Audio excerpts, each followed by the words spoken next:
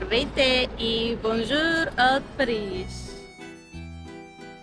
Париж е като това красиво момиче, за което всички говорят, но попиташ ли 100 души за мнението им, ще получиш 100 различни отговора. Град, който за едни е сбъдната мечта, за други просто поредната туристическа дестинация, а за трети дори буди разочарование. Каква е истината? Най-добрият начин да я откриеш не е да четеш коментари или да слушаш чужди истории, а да отидеш и да видиш със собствените си очи и да усетиш духа на този град. Това не е ревю, не е класация, това е моето изживяване в Париж. В момента е 9 без 20 и ще се опитам да стигна до Айфеловата кула от хотела, където сме. Ей, тук е хотела, в който сме отседнали. Ей, това е трамвайната спирка. Няма как да е по-близо. Ако смятате да ползвате градския транспорт, си свалете Navigo. Все още нямат възможност да се плаща с карта навсякъде. Маля, пълно е вътре. Чакайте. За iPhone-ите картата има в Apple Wallet, а за Android е нужно да си свалите приложението.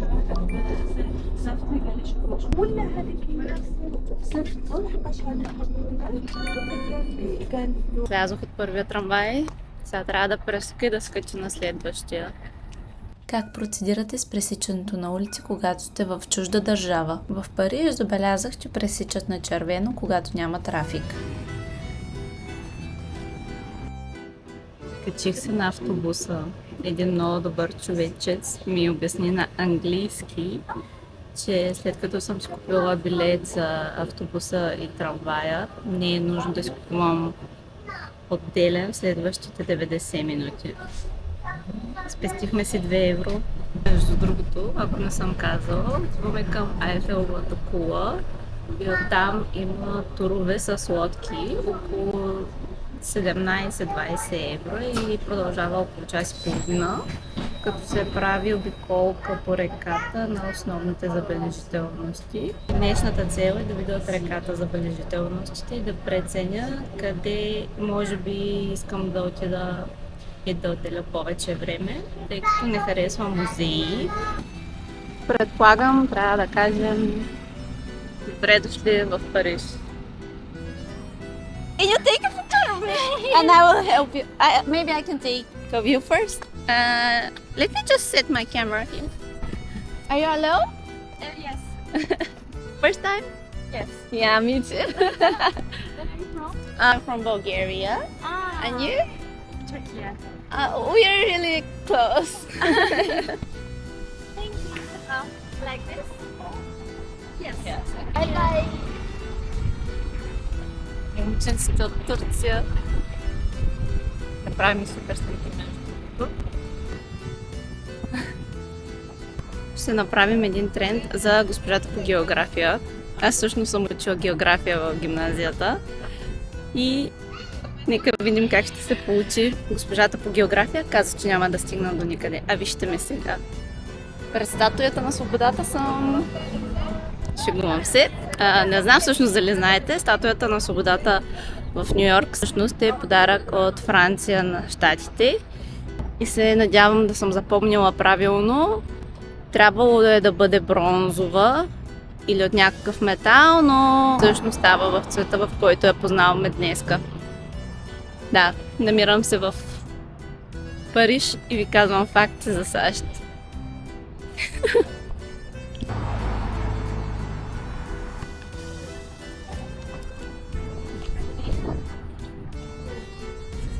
Приключихме с туристическите снимки от Айфеловата кула. Сега искам да си букна возене на лодка. Все още не съм го направила. Мисля, че от тук тръгват, но искам да съм горе на палубата и ми се искаше да видя колко всъщност са заети тези лодки. Сега изглежда спокойно. Явно е много рано за чужденците да стават все още, но пък времето е страхотно.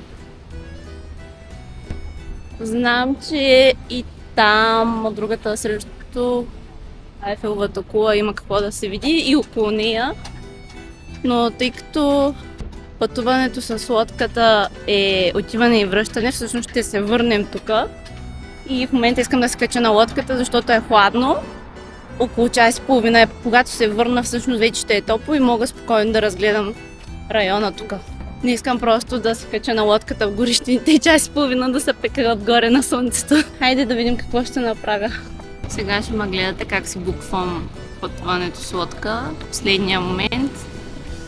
Защото за това пътуване нищо не съм си организирала.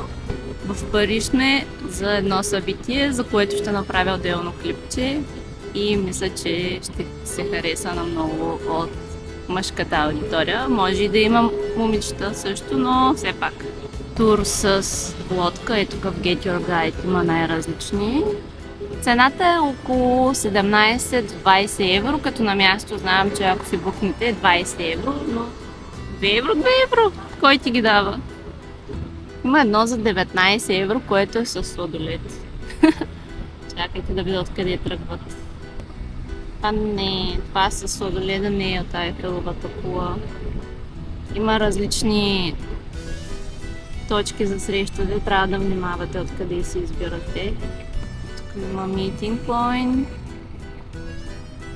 По принцип с топ избора никога няма да сгрешите.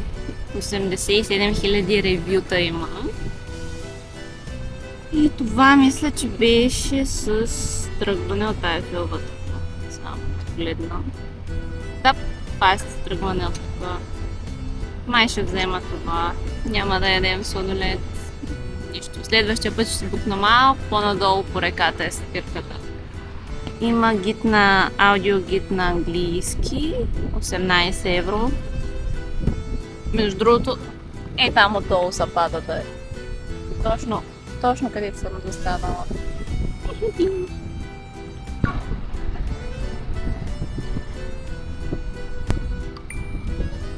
Телефон не може да ме разпознае със слънчевите очила. Срамота. Добре, готови сме и тръгваме. Хайде! Това е всъщност обиколката.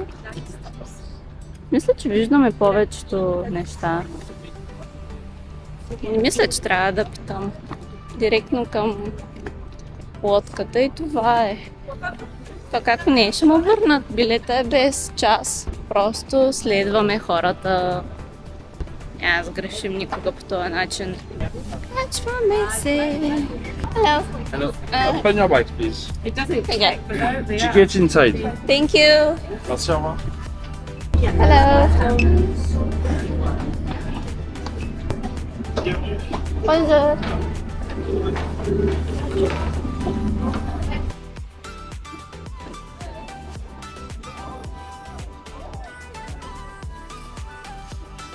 Mesdames, Messieurs les enfants, bonjour, soyez les bienvenus à bord des bateaux parisiens. Au fil de l'eau, nous allons. Ladies and gentlemen, good morning and welcome aboard Bateau Parisien. On stream we're going to discover 22 bridges and the major monuments of Paris. A 14 languages commentaries available in the earphones that you can find behind every seat. The commentary will be played in French, English, Spanish, Italian, Japanese, Russian, Chinese, Hindi, German, Portuguese, Korean, Polish, Dutch, and Arabic. You can select your language by pressing the button beside the... You were shooting pool, we were taking shots under the dim lights. Got a little smile that knocked me off of my seat. I started falling for you. And I didn't know what to do. But I knew that I had to make a move. From the moment that I watched you walk into my life, yeah. I just knew that I had to make. Да не казвам голяма дума, но почти винаги когато пътувам, времето е хубаво или се разваля в последния ден от престоя ми. И това беше от тези пътувания. 10 дена по-рано във Франция бяха едни от най-големите жеги, но в момента температурите са много приятни. Ето е съвет от китайската ми половина. Пазете се от слънцето. Нося си чатър с UV защита, слънчеви очила. Но си забравих слънцезащитния спрей. Така че ще се надявам след обед, като се пребера, да не съм изгоряла много. Със сигурност температурите са се вдигнали откакто излязох сутринта. В момента вече мога да кажа, че е горещо. Намираме се на същото място, като преди малко. All alone now. I'm nervous to the bone. The lack of patience drives me crazy. So I keep staring at my phone. Надявам се да е питейна. Нямаше странен вкус. Утре ще разберем, ако нещо ми стане. Yes, I'm falling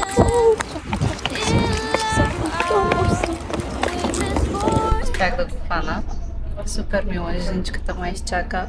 Сега отиваме към един пазар, който е много близо до мястото, на което сме отседнали. Ето тук. just met.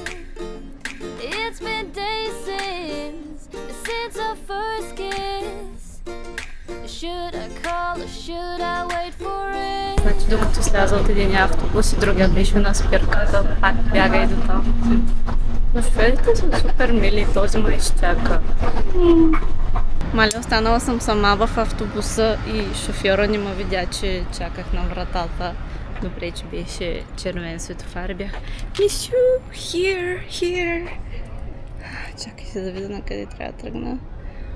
Добре. Дава да го да е някъде тук пазара. Надявам се да работи още, че е малко късно.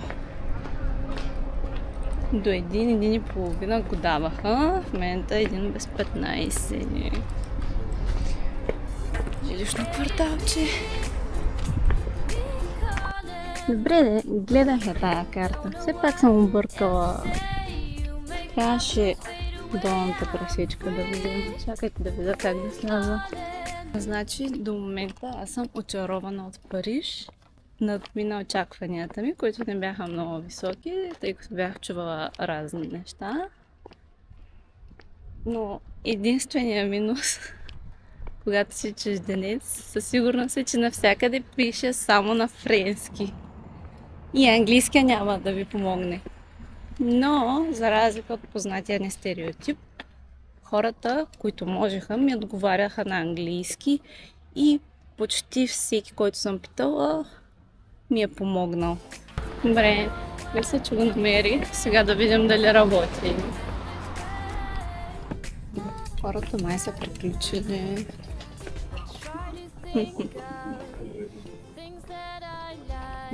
Късно е. Да.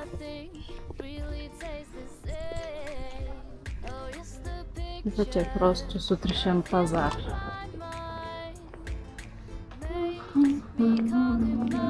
Нищо не работи. Добре, не, близо е до където живея. Ще тръгна пеша натам. Чистят си хората. Добре. Не работи, така че се отправяме към вкъщи. Към хотела. Пак стана 1 часа, аз все още нищо не съм яла. За съжаление, този път и вода не съм пила, защото забравих да си взема преди да изляза. Но не съм ожадняла, нали на чешмичката пих, стига ми толкова. 5 минути от мен има и място за палачинки. В Google пише, че цените също са окей. Така че отиваме натам и дано да ми хареса. Ето го! Това чила. Или както се казва там, с това френски изобщо не са оправени. Има хора, така че мисля, че няма да е лошо местенцето. Тази е пълна. One person? One. Okay? Okay, merci.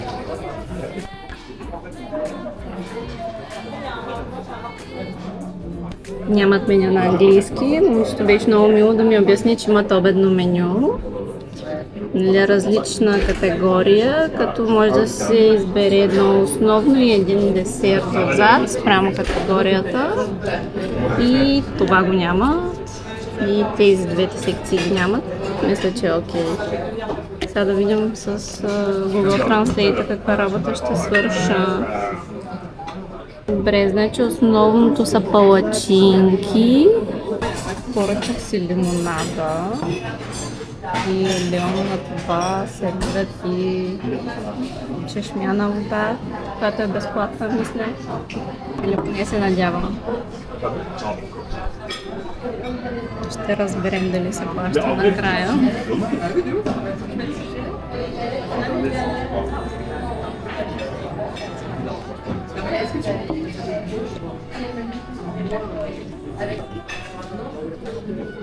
Can you help someone else when you're feeling bad about yourself? How come they say love will heal everything when it hurts like hell? Can you travel the world when you don't know your way around? How can you run anywhere when your feet won't even touch the ground? So many thoughts inside of your head. I've said it before. Палачинката от пшеница, като вътре има прошуто, кашкалал и домати. Има и яйци. Вкусно е, сам че за едно ядене много ще дойде според мен. Това е десерта, който пак е палачинка с банан и круша е. А това е другата палачинка, която не мога да изям. Много са големи.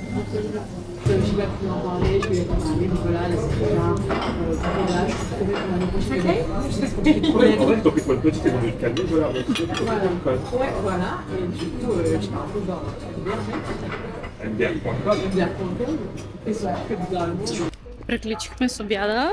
Всичко излезе 21 евро. Като двете палачинки са 16,50 и газираната вода е 4,50.